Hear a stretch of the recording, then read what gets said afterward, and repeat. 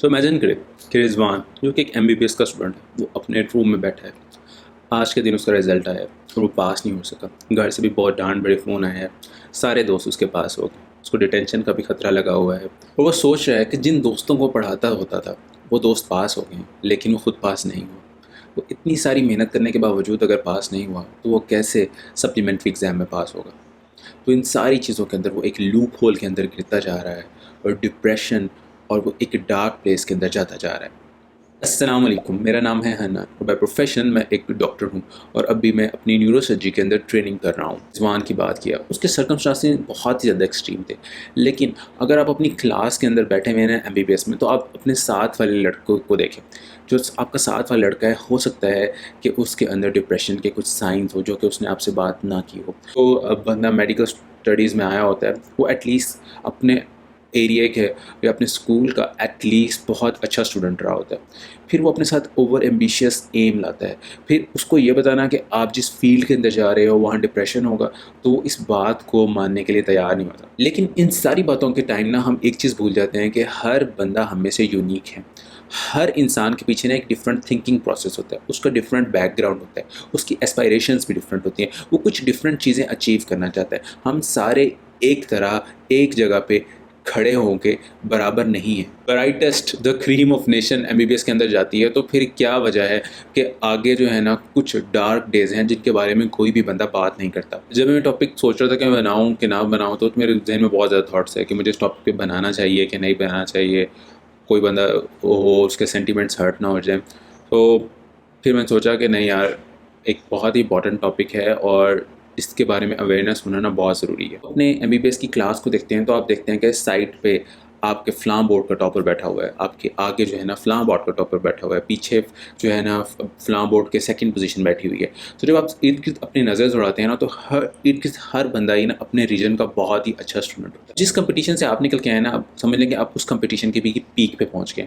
अब कंपटीशन पहले से भी ज़्यादा टफ हो गया है। 99% ऑफ जो क्लास होगी ना, वो कभी भी उस टॉप पोजीशन पे नहीं पहुँच सकेगी, जिसके लिए हर बंदा एस्पायर करता है कि यार मैं टॉपर बनना चाहता हूँ, मैंने टॉप करना है।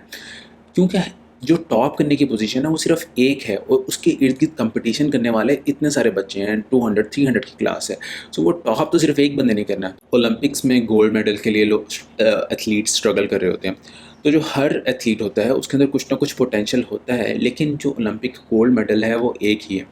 तो जैसे जैसे आप टॉप पे जाते जाएंगे ना, कंपटीशन टफ से टफ होता रहेगा। हमारी जो मेंटल कैपेबिलिटीज़ होती हैं ना, वो अच्छी होती हैं। फिर हमें कभी उन्होंने फेल नहीं किया होता, इसी वजह से हम मेडिकल स्टडीज़ में पहुंचे होते हैं। अब जब वो हमें फेल करी होती है तो हम फिर अपने आप को कर्स करना शुरू कर देते हैं कि निकम्मा हूँ, मैं और मेहनत करूँगा, मैं और ज़्यादा स्ट्रगल करूँगा, मैं और ज़्यादा पढ़ूंगा और मैं कोशिश करूँगा मैं ये करूँगा। और फिर हम उस लूप होल में चलते रहते हैं और फिर नेक्स्ट टाइम पोजीशन नहीं आती तो फिर हम अपने आप को कर्स करते हैं और वो एक नेगेटिविटी का जो साइकिल है ना, वो चलता रहता है। जब हमारा गोल ये रह जाता है ना कि हमने टॉप करना है, तो फिर हमारा गोल एक अच्छे डॉक्टर से ना हट जाता है। फिर हमारा मकसद यही रह जाता है हमने किसी तरह जो है ना बहुत ज़्यादा नंबर लेने हैं। ये इसकी एग्जांपल इसी तरह ही है कि आप एक पाथ की तरफ चलते हुए जा रहे हैं, इर्द गिर्द बहुत अच्छे माउंटेन्स हैं, फ्लावर्स उगे हुए हैं, ट्रीज़ हैं, लेकिन आप इतने ज़्यादा अपने जो है ना डेस्टिनेशन पे फोकस है ना कि इर्द गिर्द आप देख ही नहीं पा रहे कि कितनी अच्छी चीज़ें हैं। इसी तरह ड्यूरिंग मेडिकल स्टडीज़ आप अच्छी चीज़ों को देख ही नहीं पाते अगर आपने बहुत ज़्यादा फोकस कर दिया है उस एंड पे कि भाई गोल मेरा ये है कि मैंने बस टॉप करना ही करना है, करना ही करना है और करना ही करना है। तो जब हम फिर साथ वाली चीज़ों को एंजॉय नहीं करते ना, फिर हमारे अंदर वो बिटरनेस आ जाती है, फिर हमारे अंदर वो एम्प्टीनेस आ जाती है और हमें समझ नहीं आ रही होती है कि हम क्यों इस तरह फील कर रहे हैं। जब हम एफएससी में होते हैं ना, तो पढ़ाई थोड़ी सी स्ट्रेट फॉरवर्ड होती है, वही बुक्स होती हैं, उन्हीं में से एग्जाम आना होता है। अब जब हम एमबीबीएस में आ जाते हैं तो एग्जाम का जो सिलेबस है वो उस तरह एज डिफाइन नहीं होता है। बुक्स को उठाते हैं तो इतनी इतनी मोटी मोटी बुक्स होती हैं और हमें समझ नहीं आता कि हमने इसको किस तरह कवर करना है। ऊपर से हमने गोल ये बनाया होता है कि हमने बहुत ही अच्छे मार्क्स लेने, फिर ये सारी चीज़ें ऐड होना हो कि हमारी फ्रस्ट्रेशन और डिप्रेशन में हमें लेके जा रही होती है और हम एंशियस होते जा रहे होते हैं। फिर जब हमसे कवर नहीं हो पा रहा होता, फिर हम और ज़्यादा एंशियस हो रहे होते हैं और ये एंजाइटी जो है ना वो फ्यूल कर रही होती है हमारे डिप्रेशन को। एमबीबीएस में आकर ना कुछ लाइफ लॉन्ग फ्रेंडशिप्स बनती हैं, ऐसी दोस्तियाँ बनती हैं कि जो बाद में आपको शायद दोबारा कभी चांस ना बने ऐसी दोस्तियाँ बनने को। लेकिन उनके साथ ना कुछ एडिशनल प्रॉब्लम्स भी आते हैं। अगर तो आपके अच्छे दोस्त हैं ना, वेल एंड गुड, लेकिन अगर आपके बुरे दोस्त हैं, फिर क्या करते हैं कि वो बुरे दोस्त आपको भी ड्रैग डाउन कर लेते हैं। अगर उनमें से कोई एडिक्ट है, कोई स्मोकर है, तो आप भी उसी लाइन पे लग जाते हैं। अगर किसी के अंदर नेगेटिव हैबिट है आपके दोस्त के अंदर, तो बहुत ज़्यादा चांसेस होते हैं कि वो नेगेटिव हैबिट आपके अंदर भी आ जाए। तो जो फ्रेंडशिप्स होती हैं ना वो बहुत ज़्यादा एक वाइटल रोल प्ले करती हैं हमारी मेंटल हेल्थ में। इसके अलावा ना कुछ दोस्त ऐसे होती हैं जिनसे हमारी दोस्तियाँ ख़त्म हो जाती हैं, वो भी एक अलग प्रॉब्लम होता है। जब एग्ज़ाम दे रहे होते हैं तो आप देखते हैं कि नेपोटिज़्म की अला तरीन मिसालें आपको मिलती हैं। जो आपकी छोटी सी भी गलती है ना उसको कितना ज़्यादा हाईलाइट कर दिया जाता है और आपको बहुत ज़्यादा सिवियरली पनिश किया जाता है, और किसी की बहुत बड़ी गलती है ना वो भी अंडर द रग कर दी जाती है, सिर्फ़ और सिर्फ हैवी इन्फ्लुएंस होने की वजह से। जब हम अपने दोस्तों से डिस्कस करते हैं तो वो मजाक में थोड़ी सी बात ले जाते हैं। इसके अलावा जब हम किसी और बंदे से डिस्कस करने की कोशिश करते हैं तो वो कहते हैं कि अगर तुम अपना ख्याल नहीं रख सकते तुम अपने मरीज़ों का कैसा ख्याल रखोगे। तो बेसिकली हमारी जो मेंटल हेल्थ सीकिंग एबिलिटी है ना उसको स्टिग्मेटाइज़ किया जाता है, फिर हम कभी चाहते ही नहीं है कि हम किसी से हेल्प मांगे, और फिर वो डिप्रेशन और एंजाइटी बस हम अपने अंदर ही ले के कुटते रहते हैं। क्या वजह है कि मेंटल हेल्थ के प्रॉब्लम्स होते हैं बीबीएस में? ये कुछ वजूहत थी, और भी बहुत सारी वजूहत हो सकती हैं। सो अब हम आते हैं कि ये क्या हमारी ख्याली बातें हैं, क्या वाकई ही मेडिकल स्टूडेंट्स के अंदर कुछ ऐसा प्रॉब्लम है कि 2011 के अंदर ना अब्दुल गनी ने मुख्तलिफ जो स्टूडेंट्स हैं मुख्तलिफ कंट्रीज़ के, उनके जो है ना लेवल ऑफ स्ट्रेस को ना मैयर किया गया। तो उन्होंने देखा कि कुछ कंट्रीज़ जो है ना उनके अंदर level of stress up to 70% है, और कुछ कंट्रीज़ में level of stress up to 30% है। रॉबर्टसन ने 2016 के अंदर ना 200 स्टडीज़ को ना स्टडी किया, उसने मेटा एनालिसिस किया, उसमें देखा कि कितने परसेंट स्टूडेंट्स के अंदर डिप्रेशन है और कितने परसेंट स्टूडेंट्स के अंदर सुसाइड का आइडिया आता है, और जो 9% ऑफ द स्टूडेंट्स थे उनके अंदर सुसाइड आइडिएशन थी।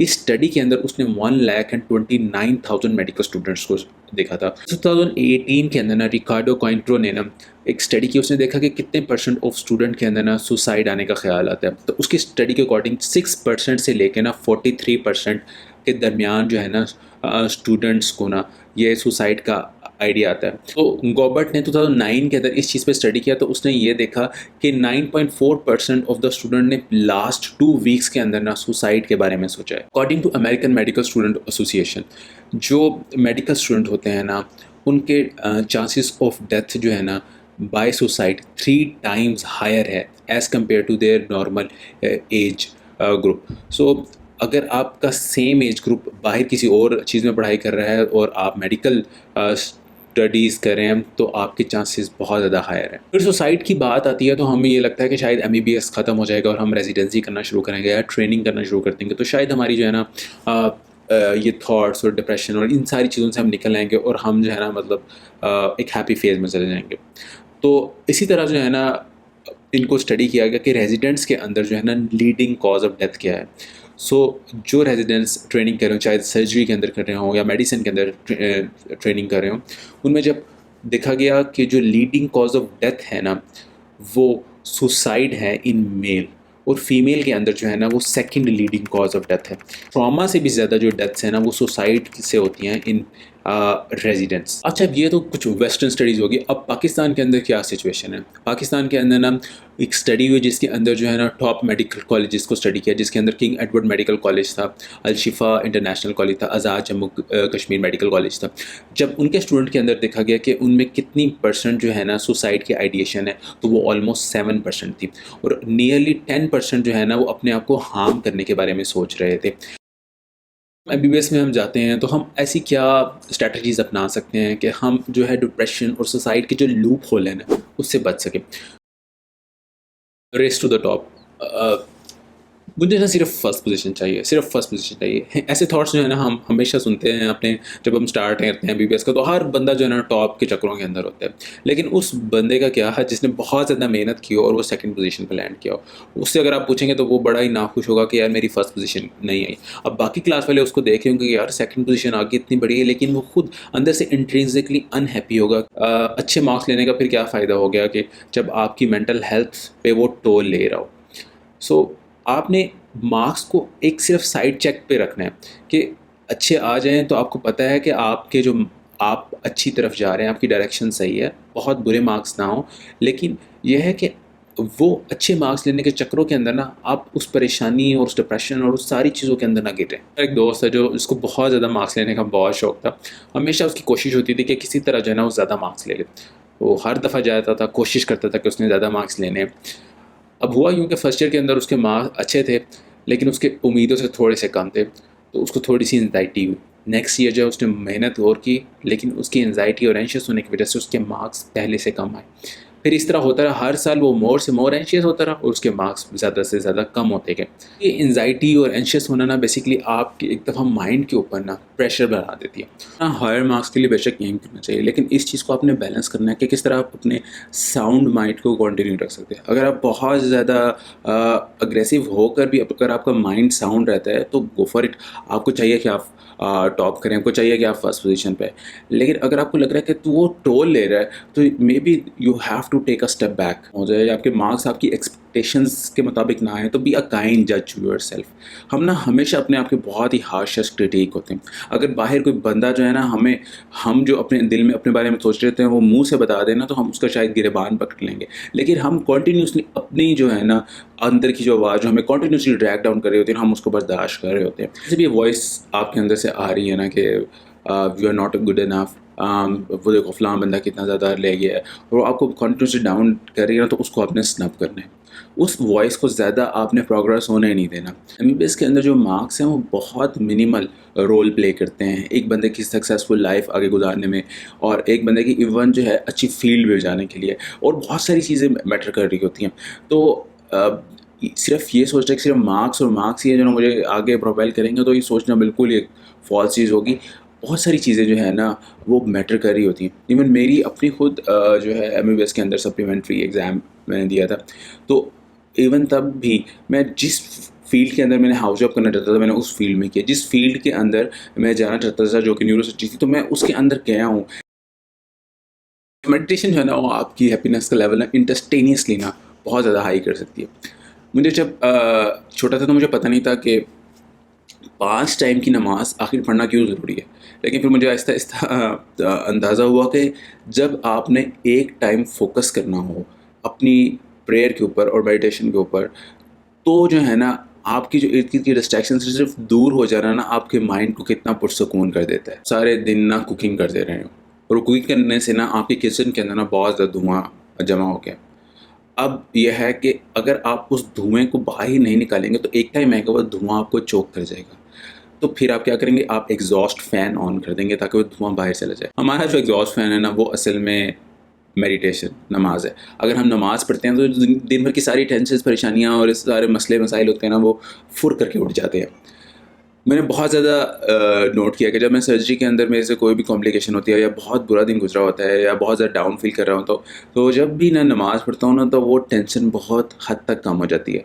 ऐसा ही होता है कि जैसे एग्जॉस्ट फैन ऑन कर दिया है और जो सारी की सारी जो है ना कॉम्प्लिकेशन थी वो उड़ गई है। तो जब हम 5 टाइम नमाज़ पढ़ रहे होते हैं ना, तो वो असल में हम उसके लिए नहीं पढ़ रहे होते हैं, हम वो अपने लिए पढ़ रहे होते हैं।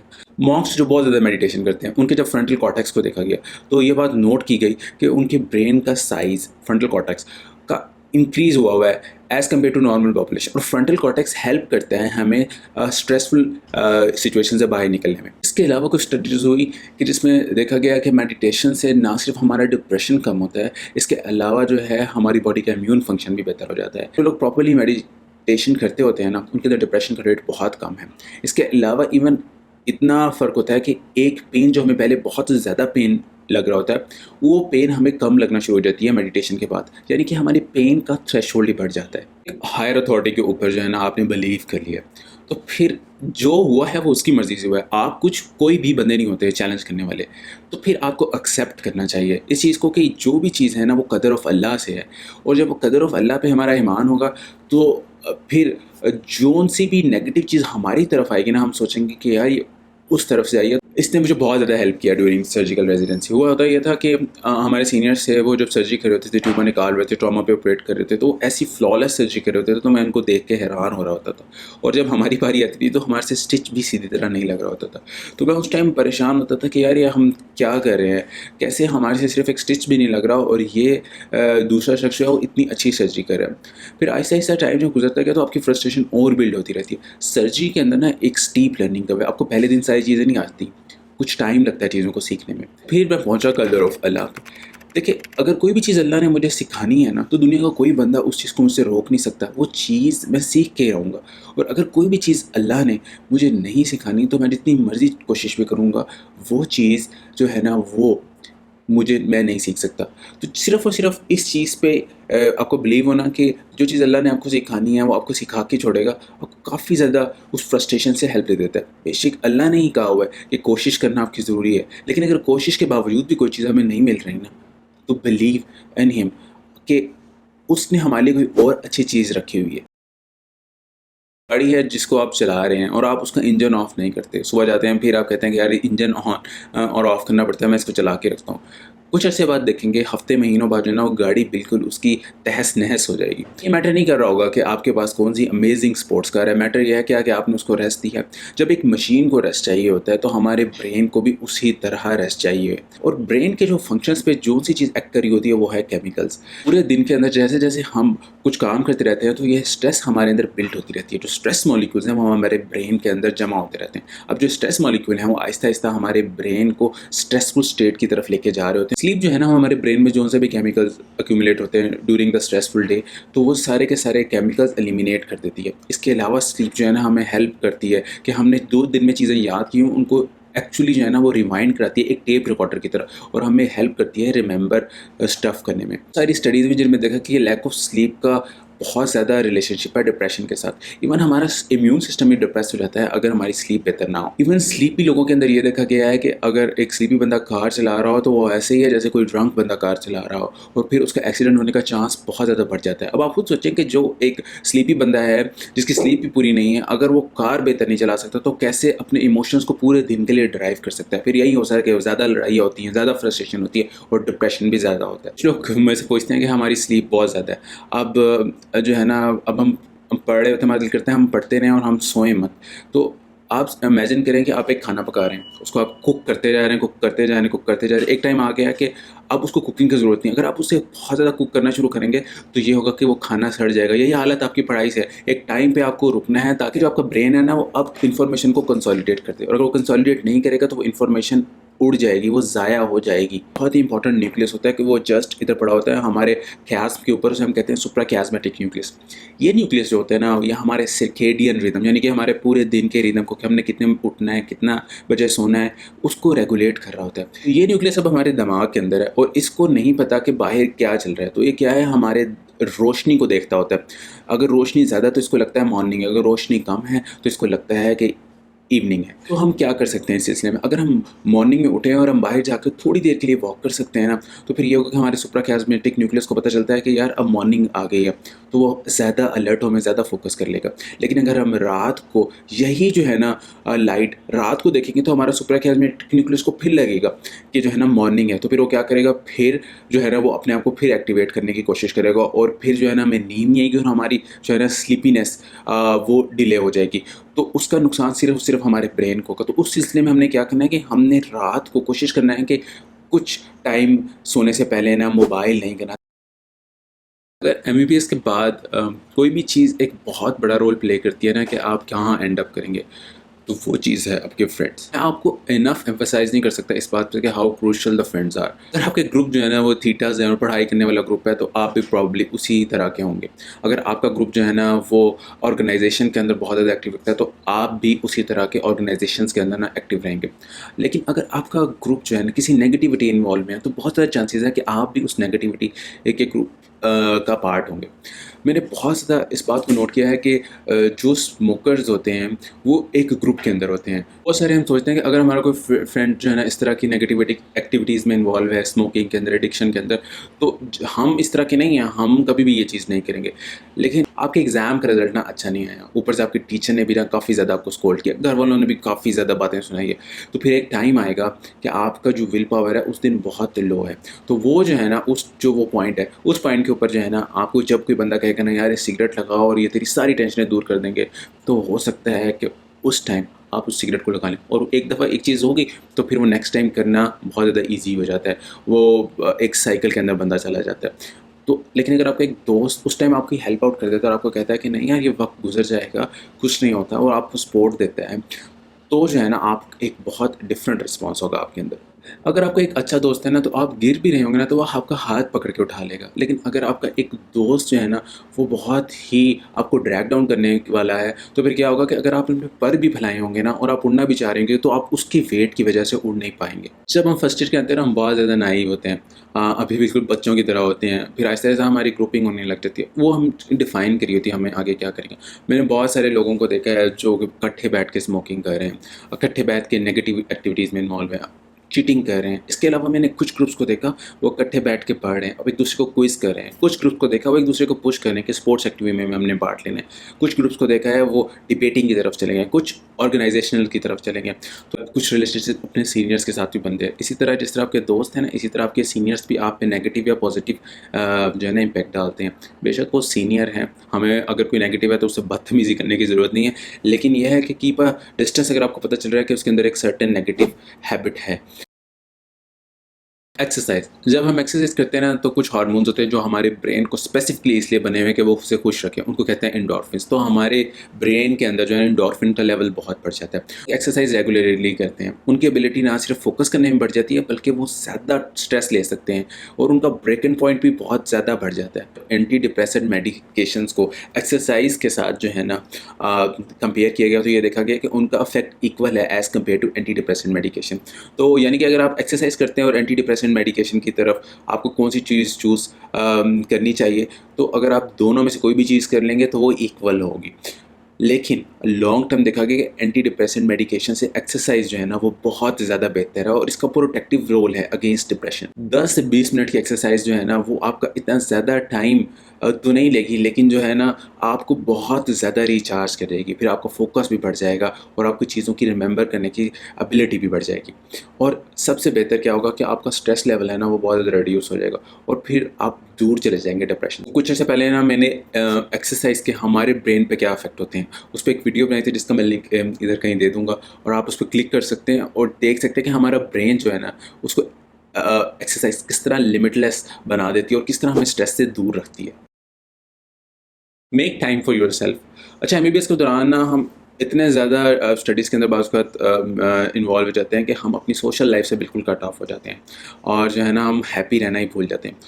तो हैव अ टाइम कि आप अपने आप को थोड़ा सा फ्री टाइम दे सकें। अपने वीकेंड कोशिश करें कि फ्री रखें। कुछ चीज़ें जो है ना वो हमको हैप्पी बनाती हैं, कुछ चीज़ें हमें अनहैप्पी बनाती हैं। स्टार्ट नोटिसिंग कि कौन सी चीज़ें आपको अनहैप्पी बना रही हैं और उनको कट ऑफ करना शुरू कर दें, और कौन सी चीज़ें आपको हैप्पी बना रही हैं और कोशिश करें कि उनको अपनी लाइफ के अंदर ना ज़्यादा से ज़्यादा करना शुरू कर दें। अगर आप जर्नलिंग करते हैं तो जर्नलिंग एक बहुत बड़ी एक्टिविटी है। वो इस चीज़ को नोट करने में कि कौन सी चीज़ें आपको खुश करती हैं, कौन सी चीज़ें आपको जो है ना बैड फील कराती हैं। जर्नलिंग इवन आपको नोटिस भी कराती है कि आपकी ज़िंदगी के अंदर ना क्या पैटर्न्स चल रहे हैं।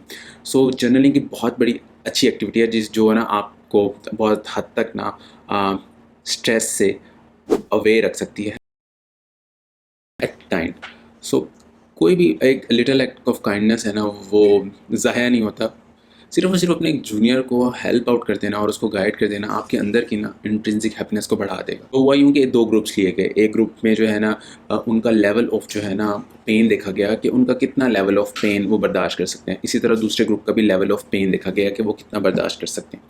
अब उसके देखने के बाद ना उन दोनों से सर्वे फिल करवाया गया। जो पहला ग्रुप था उसके अंदर जो है ना उन सर्वे जब फिल कराया गया तो उसमें उनको $10 दे दिए गए। जो दूसरा ग्रुप था, जब उनसे सर्वे फिल करवाया गया तो उन्हें कहा कि आपने जो सर्वे फिल किया ना उसके $10 थे, लेकिन वो $10 ना हमने अफ्रीका के कुछ जो पुअर बच्चे थे जिनको खाना नहीं मिलता ना, उनके लिए डोनेट कर दिया। अब उनको खाना मिलना शुरू हो जाएगा।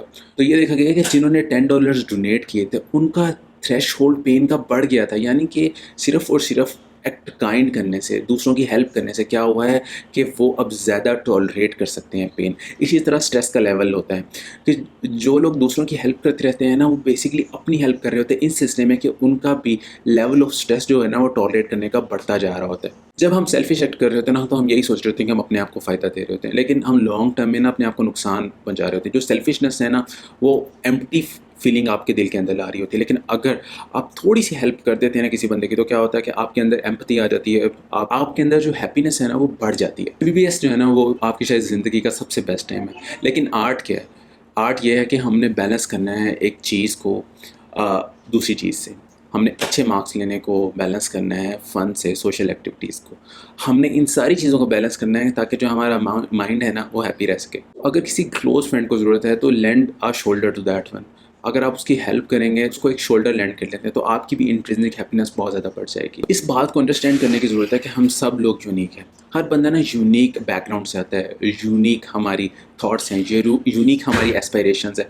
तो ये सारी चीज़ें मिला के हमें यूनिक बनाती हैं। हमें जो है ना अपनी यूनिकनेस एक्सेप्ट करनी चाहिए। बाज़ वक़्त हम अपनी लाइफ के ना स्टेज में पहुंच जाते हैं जहाँ हमें लगता है कि अब शायद बिल्कुल अंधेरा है और आगे कोई रोशनी नहीं है।